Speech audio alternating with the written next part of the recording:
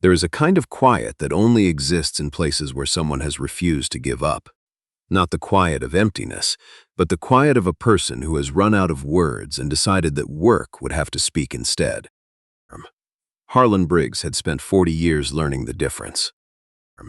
He ran the largest timber operation north of Prince George, 180,000 acres of boreal forest, contracts with 3 provincial mills, a name that appeared on government forestry panels without anyone needing to explain who he was.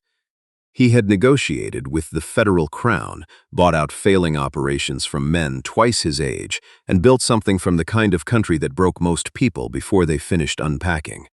He had seen persistence. He had seen stubbornness. He had seen the particular defeat that wears the mask of both. He had not seen anything like what he found that morning on the Coldwater Road. He was driving the long loop back from the North Cut alone, the way he always drove when he needed to think through a water licensing problem. Foreman handled the crews. Briggs handled himself. In that part of British Columbia, water wasn't a resource. It was the difference between a working operation and a very expensive mistake. A man who delegated what mattered most was a man who deserved what happened next. The sky sat low. October clouds, the color of old pewter, pressed flat against the tree line. His truck moved steady on the gravel road, and he almost missed the place entirely. It sat below the road grade, half hidden behind a stand of birch that had gone gold and begun to let go. A small sawmill operation, secondary processing by the look of the outbuildings, with a main house attached at the north end. The kind of arrangement that had been common in the Peace River country 30 years ago, when a family could still run a small independent operation if everyone worked and nobody got sick. The yard was clean. That was what made him stop, not the state of the buildings, which was poor, not the equipment, which was aging. The yard. Someone had raked it that morning. He could see the parallel lines still crisp in the frost-hardened gravel, a thin layer of larch needles already settling over the fresh work. Whoever had done it had risen before the light and done it anyway. Briggs pulled over. There was a garden along the south wall of the house. Late October, and someone had mulched it with care, straw laid thick and neat over what looked like a serious root vegetable operation. Parsnips, maybe. Carrots. Plants that required patience and the conviction that spring was worth preparing for. He told himself he stopped because he needed to check the creek boundary that ran through the back of the property. He knew that was not true before he finished thinking it. The front door was ajar. Through it, in a wooden chair beside a wood stove that had gone cold, a young woman was asleep, work boots on, a heavy flannel shirt with the cuffs rolled up, a thick binder open across her knee. The kind used for government timber applications. He recognized the cover format, as though she had been mid-sentence in some correspondence with the province and her body had simply stopped negotiating. He stood at the threshold and did not move. He read the framed document above the wood stove instead. Coldwater Creek Processing, Limited Business Registration, 1987. Evelyn Voss, then below it a smaller frame. Lot 14, Range 7, Peace River District, registered in the name of Voss, family claim predating the district survey. Not decoration, evidence. She woke before he finished reading. No startled movement, no confusion. Her eyes opened and found him with the flat, unhurried precision of someone who had trained part of themselves to remain alert even in sleep. You're on private property, not afraid, not angry. A statement of existing fact. I am, Briggs said, staying in the doorway. Door was open. Evelyn closed the binder in one motion and stood. She was perhaps 28, with the posture of someone who had spent years compensating for the absence of another set of hands, not diminished by it, recalibrated. Names were fair exchange. Harlan Briggs. Something moved behind her eyes, recognition quickly set aside. Running the mill, he asked. Maintaining it. She said it cleanly, correcting the assumption before it finished forming. Running required capital and contracts and a crew. Maintaining required only the refusal to walk away. He understood that. The independent mills in the Peace River corridor had been dying since the mid-90s, squeezed between the large integrated operations with their government volume agreements and the shifting economics of raw log export. The Forest Practices Code of 1994 had restructured the licensing system in ways that benefited operators with legal teams. It had not restructured the cost of a replacement blade, or a hydraulic seal, or a heating bill in February. "How long on your own?" he asked. 3 years, she said. "My father had a stroke. My brother moved to Calgary." No apology in it, just the arithmetic. He looked through the window at the mill building. One of the outbuilding doors was hanging at an angle, hinge failure, top pin pulled from aging wood. A secondary problem that became a primary problem the first time the temperature dropped hard and the door couldn't be secured. "That door needs rehinging," he said. "I'm going to look at it." She hadn't asked him to. He went anyway. The hinge was salvageable. The wood around it wasn't. The frame had softened over several wet seasons. A proper repair meant replacing the frame section, not just the hardware. He checked the other outbuildings while he was there.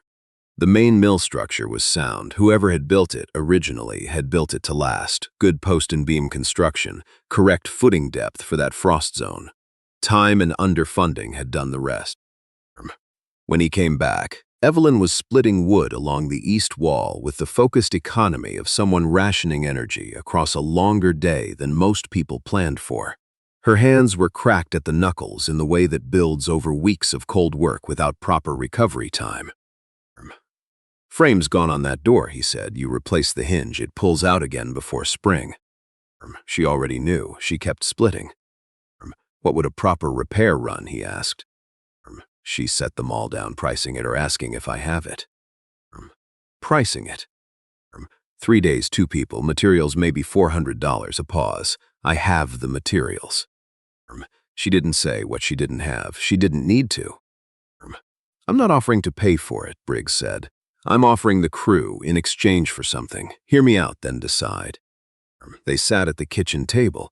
He laid it out without ornamentation. His operation needed a secondary processing arrangement on the north side of the district, a licensed facility that could handle dimensional lumber for a specific provincial contract, avoiding a long haul south to his main mill. The Coldwater Creek license was in the right location. The equipment, while aged, was functional for what he needed. He was proposing a processing agreement, volume-based, fair market rate, with his crew handling the door and 2 other structural repairs before freeze-up as part of the arrangement's first payment. "Why not just buy the facility?" Evelyn asked. "That's what your operation does." He looked at the land title on the wall. "Because it's not for sale." "How do you know I wouldn't sell?" He looked at the garden through the south window, at the raked yard, at the binder on the chair with its government tabs still fanned open. "Because you mulched the garden in October," he said. "That's not the act of someone who's leaving." Something shifted in her expression, not warmth, recognition.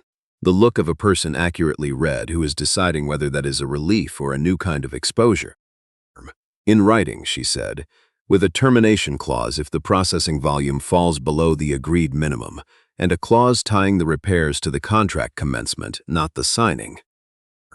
He pulled a notepad from his jacket and wrote both clauses on the table, right there, in her kitchen. She read them twice, then once more. Then she nodded. The crew arrived 2 days later. 3 men, a loaded half-ton, materials for the door, and the 2 other repairs Briggs had identified. Evelyn was outside when they pulled in. She pulled a framing square from the truck bed without being asked and carried it to the outbuilding. The crew foreman, a quiet man named Raymond, looked at her once and gave a short nod, the kind that working people exchange when no explanation is required and none is wanted. She worked with them through the morning. The door frame repair required pulling a section of adjacent siding to properly set the new lumber, which meant the job was larger than the initial estimate. She caught the discrepancy before Raymond did, had the pry bar in hand before he finished assessing, and didn't make anything of the extra time it added. By midday, her shoulder was sending the kind of signal that meant it had been doing too much for too long. She reset her grip on the framing square and kept working. Briggs arrived that afternoon with the signed processing agreement, 2 copies, notarized, with both clauses she had specified written in clean legal language. She read it standing in the mill yard, one boot propped on the repaired door frame. "You added an equipment indemnity clause," she said. He had. His crews operating her equipment created liability exposure she hadn't thought to account for. The clause protected her. "It runs both ways," he said simply. That evening, Raymond mentioned to her what Briggs had said before the crew left the main operation. "She'll know that equipment better than you do. If she tells you something's wrong, stop and listen."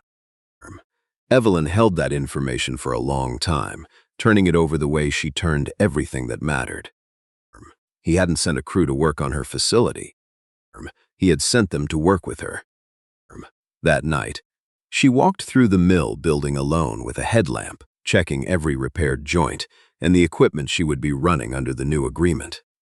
The smell of fresh lumber and cold machine oil, the sound of the creek moving fast in the dark outside the wall.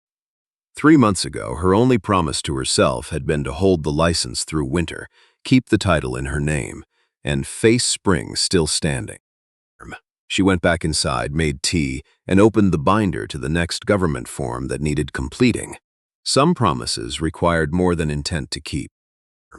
November came in hard and fast, the way it does in that part of BC, not gradually but all at once, like a door closing. Evelyn was banking the garden rows with additional straw when she heard a vehicle on the Coldwater Road slowing at her gate. A clean SUV with a Kelowna plate, no equipment in the bed, no reason to be on that road. The man who got out did not look like someone who had made a wrong turn. "Wade Forsyth," he said, extending a hand she didn't take. "Resource Acquisition, Interior Investment Group. I've been authorized to present you with an offer on the Coldwater Creek property." Evelyn set down her straw fork. "I know the Interior Investment Group," she said. "I've heard of your work in the Nechako." Forsyth had the smile of a man who had been told his work was known before and had learned to wait out what came after it. "Then you know we move quickly and we pay fair value." Forsyth was not a forger. He did not threaten directly. What he did was locate operators at their most vulnerable point and present terms that appeared reasonable until the fine print consumed them. He had acquired 7 independent processing licenses in the central interior in 4 years, most from operators who were behind on their equipment financing and hadn't understood what they were trading away with the license transfer. As the province moved toward consolidated forest tenures, the smaller independent licenses were becoming valuable to aggregators in ways that their original holders rarely anticipated in time. 420,000, Forsyth said, clean close 60 days. "The property is operating under a processing agreement," Evelyn said. "Volume contract, licensed facility, counterparty is Briggs Northern Timber." The smile did not disappear. It changed temperature. "Agreements transfer with asset sales, Miss Voss, subject to counterparty consent. In my experience, large operators find creative reasons to withhold consent when it suits them." He folded his document away with the practiced calm of a man who had done this many times. "I'd suggest taking the weekend. A property with a single aging processing contract is a different asset than a clean title with cash in hand." He left without waiting for an answer. Evelyn watched his SUV until it disappeared around the first bend. Then she went inside, wrote in the margin of her government binder, "Forsyth Interior Investment Group, November 9, unsolicited offer made," and sent an email to Briggs inside the hour. He arrived the following morning with 2 members of his legal team, quietly, in a single truck without announcement. He found Evelyn at the kitchen table with the processing agreement open and a notepad of her own questions beside it. He sat across from her without being invited. He looked at the questions. Then at her. "You drafted a response already," he said. "It was not a question." "I wanted to understand the agreement's transfer provisions before we talked," she said, "in the event that's where this goes." He picked up the notepad and read it, sat down. "Those are the right questions." She waited. "Forsyth's read on counterparty consent is technically accurate," Briggs said, "which means the agreement, on its own, doesn't protect you the way it should." He paused. "There's a structure that does. It's more involved than the processing agreement." "Explain it." He did. "A formal operating partnership. Coldwater Creek as a licensed subsidiary within his northern operation, with Evelyn holding a protected interest in the facility and its license, structured so that any external acquisition of the land would require dissolving the partnership interest first. Legally defensible. Forsyth and operations like his had no appetite for that kind of complexity. "You'd be giving up sole ownership of the operating entity," he said. "Not the land title, that stays registered in your name, but the business structure changes." Evelyn looked at the framed registration above the woodstove for a long moment. "What do you get out of it?" she asked. "A secured northern processing node and a licensed operator who knows the equipment." He said it plainly. "The agreement serves my operation. I'm not doing you a favor. I'm closing a gap in my own logistics." That was the right answer. She had been waiting to see if he would give it. "I'll need the weekend," she said. He nodded and stood. "One more thing." He set a folded paper on the table. "Forsyth has made similar approaches to 2 other operators in this district in the past 6 weeks. I thought you should know that." He left without making anything of it. She spent the weekend with the partnership documents and a land use lawyer she reached by phone in Prince George. She asked every question she had. She asked questions her lawyer suggested she hadn't thought of. She read the transfer restriction clause 4 times. On Monday morning, she drove to the Briggs Northern office in Mackenzie. She found Harlan in the equipment yard reviewing a maintenance log. She walked to where he was standing and waited until he looked up. "I have conditions," she said. Something moved through his expression, quiet, attentive. "The Coldwater Creek license stays in my name on all provincial filings. The operating entity can reflect the partnership, but the license holder of record is Voss." "Agreed." "I manage the Coldwater facility operations independently. Your crews work with me on joint projects, not over me on my site." "That was always the intention." "And I wanted in the agreement that the partnership interest cannot be transferred or diluted without my written consent. Not the consent of the operating entity. Mine." He looked at her steadily. "I told my foreman that you'd know that facility better than anyone I'd send. I haven't changed that assessment." The silence between them held the weight of 2 people who had said what needed to be said and found nothing to argue with. "Then we're in agreement," she said. He extended his hand. She shook it firm, direct, the same as the first time. Not relief, not rescue. The steady confidence of someone who had read every clause and found the terms sound. Word reached Forsyth through the channels these things always travel. Within 2 weeks, a provincial forestry contact mentioned to Evelyn that the Interior Investment Group had quietly withdrawn an offer on a neighboring property after discovering it was connected by licensing geography to the Coldwater Creek arrangement. A protected interest and a named counterparty with Briggs's weight behind it was not a structure Forsyth's model was built to dismantle. 3 other small operators in the district had noticed. One of them, a man named Callum, who ran a small planing operation 12 kilometers east, rode over one afternoon specifically to ask what had happened. He stood in Evelyn's mill yard, hat in hand, listening to what she told him, and then stood there a moment after she'd finished. "He just agreed to all your conditions?" Callum asked. "He agreed to the reasonable ones," Evelyn said. "The rest we negotiated." Callum shook his head slowly and left, and she suspected he went directly to make some phone calls. The provincial land recorder in Mackenzie, a careful woman named Bev who had been filing district titles for 22 years, stopped Briggs outside her office that December. "I heard about Coldwater Creek," Bev said. "Word travels," Briggs said. "You know what you did," she said, "putting your name on a partnership with a struggling independent license. Every consolidation group working this district is going to think twice before they touch any property with your structure on it." "That's useful," Briggs said. Bev looked at him over her reading glasses. "In 22 years, I've seen a lot of big operators move through this district." She paused. "I haven't seen one structure a deal around what the other person refused to give up."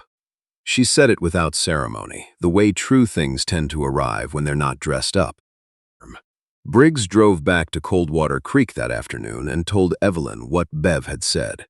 Evelyn was in the mill, running the first processing volume under the new agreement, feeding dimensional lumber through the planer with the practiced attention of someone who had learned the machine's particular habits. She listened without stopping work. When he finished, she pulled the last board through and set it on the stack. "She's right," Evelyn said. "That is not the way this usually goes." She brushed sawdust from her sleeve. "Thank you, Harlan." It was the first time she had used his given name. He didn't make anything of it, but he noticed. Winter settled in properly. The creek running along the south property line froze inward from the banks, slow gray plates building toward the dark center current. The mill ran 3 days a week under the processing agreement. Enough to keep the equipment from sitting cold, enough to meet the contracted volume, enough to matter.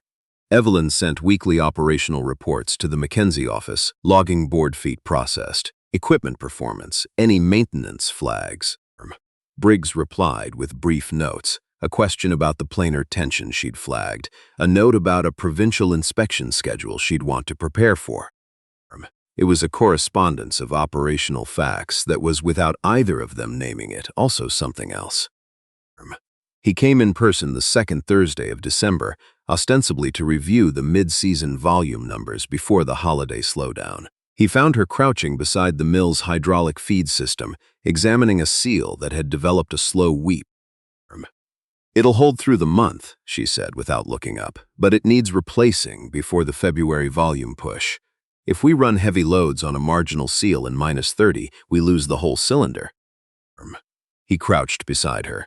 She was right, the seal replacement was the correct call, and the timing she'd identified was the right window. Early enough to avoid the problem, late enough to order the part without a rush surcharge. They stood. Neither moved away with the hurry of someone who found the proximity uncomfortable. "These reports," he said, "in 10 years, whoever runs this facility will know exactly how this equipment behaves across a full seasonal cycle. That kind of knowledge usually lives in one person and disappears when they leave." She looked at him. "You've been thinking about who runs this place in 10 years. "I have," he said. The cold was the deep, clarifying kind that strips everything down to what's actually true. "Mr. Briggs," she said, and then stopped. She started again differently. "Harlan." She said it with the care of someone trying on a new weight. "I'd like to talk about whether the arrangement between us might take a different form. Something more permanent." He looked at her steadily. "You're talking about more than the partnership." "I am." He did not answer immediately, and she respected that because she had the same instinct that some things deserved the time they deserved. He came back on Friday morning. She was in the mill yard checking the board stack when his truck came up the road. He walked to where she was standing. "I have a condition of my own," he said. She waited. "Equal decision-making on any operational changes to the facility, not consultation, actual equal standing." She looked at him for a moment. "That's already in the partnership agreement." "I know," he said. "I wanted to say it in person." The winter light was thin and clear, the kind that makes everything in BC's North Country look like it's been cut from something harder than it is. The birch stand at the property edge had lost the last of its leaves, and the gray branches made a clean pattern against the sky. "Then we're agreed," she said. He extended his hand. She took it. Then, after a moment, neither of them quite ready to be businesslike about it, she didn't let go, and he didn't either. Spring arrived the way it always does in the Peace River country, not all at once, but in negotiations. The creek ran fast and loud with snowmelt. The larch started their slow greening. The garden came up in the order she'd planned it. Parsnips first, then the carrots, then the long rows of things that needed the most patience. Evelyn was turning the first garden row of the season when she heard Harlan's truck on the road. She looked up with the easy recognition of someone who knew who was coming and found the sound welcome. He walked to the garden edge. "Potatoes this year?" he asked. "Potatoes and turnips, rotating off last year's parsnip ground."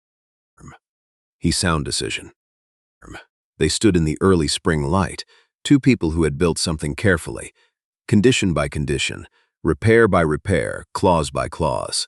Not from rescue, not from sentiment. From the clear-eyed recognition that some things work better together than apart, and that the strongest agreements are the ones where both people read every word and still said yes. There is a kind of wealth that doesn't announce itself with a Kelowna plate or a briefcase full of acquisition documents.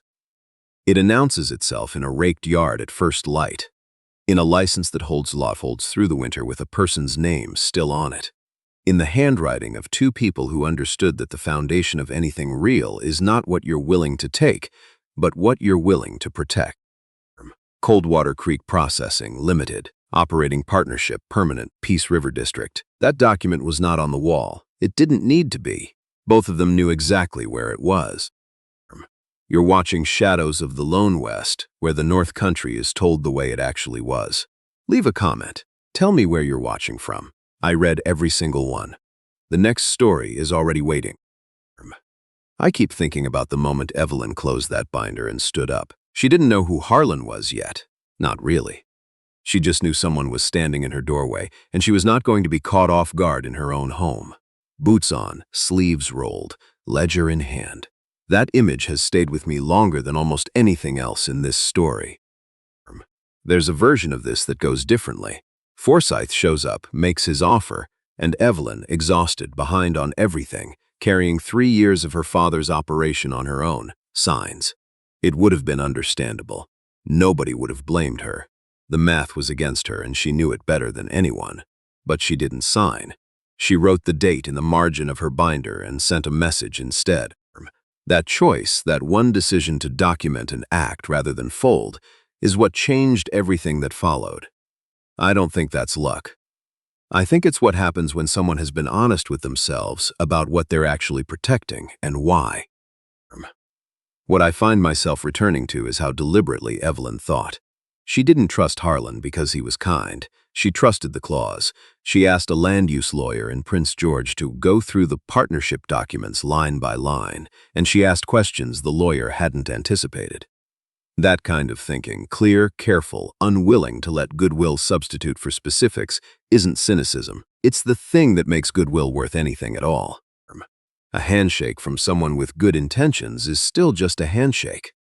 A signed agreement with a named transfer restriction is something you can stand on. And then there's what she did with her hands every single day while the legal situation sorted itself out. She raked the yard. She mulched the garden. She ran the mill 3 days a week and sent weekly reports and replaced the hydraulic seal on the right schedule, and not a moment before she needed to. There's something I find genuinely moving about that, the refusal to let the hard thing in front of her become an excuse, not to do the ordinary thing. She didn't wait for the situation to resolve before she started preparing for spring. She prepared anyway. I think about the way those 3 things worked together in her: the honesty about what mattered, the precision of her thinking, and the daily willingness to keep showing up. None of them would have been enough on their own.